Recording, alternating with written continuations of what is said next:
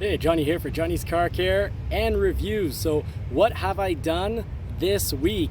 I'm shocked. I actually sold the Mercury Marauder, so no more Marauder, but I've got a surprise for you. So not only have I sold the F-150 truck getting ready for the Bronco, I've also sold the Mercury Marauder. So let's see if there'll be a toy in between. I'll be revealing that in just a moment.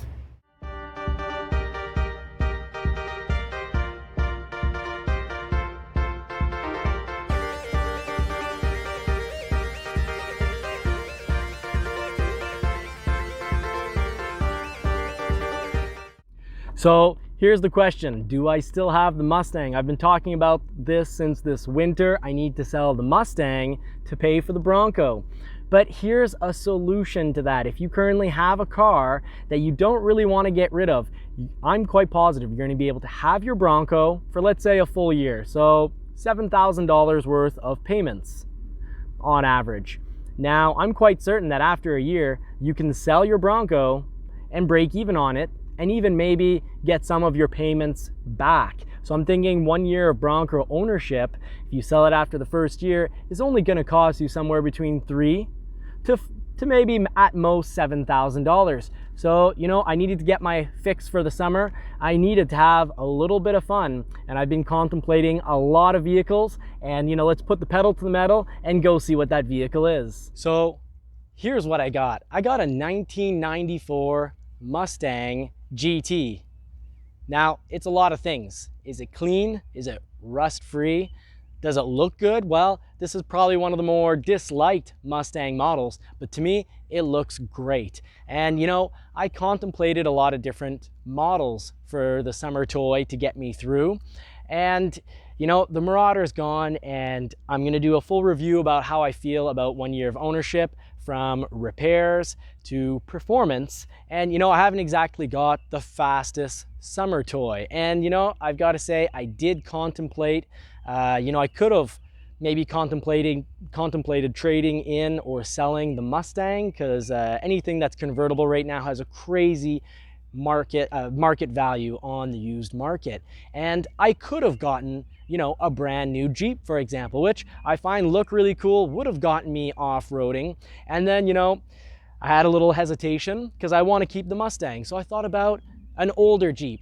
And here's the thing, I wanted something reliable with cheap parts. I've owned a Mustang before. I've had a 95, actually I've had a lot of Mustangs, but I've had a 95 Mustang, and I had that for a couple of years, and I put a big whopping $95 into it for one sensor. And this thing, from recollection, had about 180,000 miles, and it was in miles. It was a rebuilt American vehicle, and they're not exactly the fastest from factory. 215 ponies isn't gonna get you around town that fast. And 285 pound-feet of torque, actually though, isn't that bad. You're getting that torque at 3,400 RPM. But here's the reason I didn't get a brand new Jeep. I would have had to have gotten rid of the Mustang, and I figured I'd get something just as reliable as a brand new Jeep. I'd get a 30-year-old Mustang.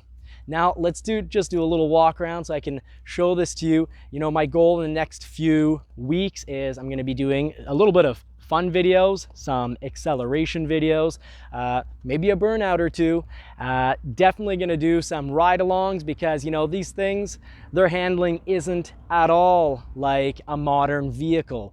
You know, not being the fastest isn't the only issue with this vehicle. However, I've got something a little special underneath the hood. So this isn't your stock Mustang. This is actually a fun Mustang. So I've got a few performance pieces, and even there's a little bit on the engine. So I'll be getting into that on other videos when I present this, of course, before doing a little bit of acceleration fun, burnout fun.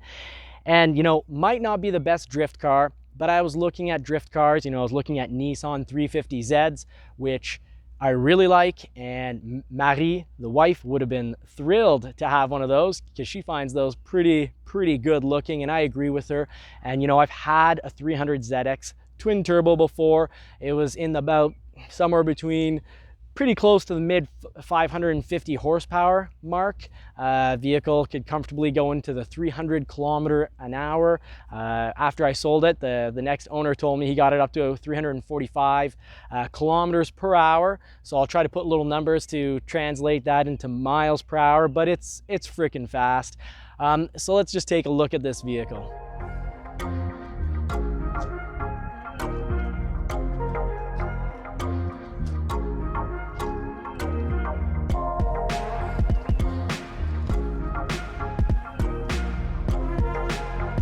Now, the engine is a little modified. I promise I will get into that in future videos.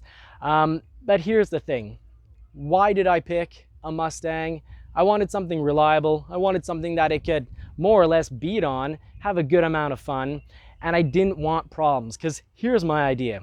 I can drive this all summer long, and I can either sell it at the end of the summer or ideally next spring, and I can make a bit of money with it because I got it at a decent price.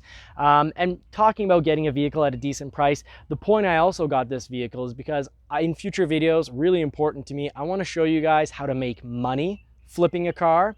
And a lot of that comes down to purchase. It's not about what you put into the vehicle. You're not going to ever make money modifying a vehicle and thinking someone's going to pay you for those modifications. You know, you're not Carroll Shelby.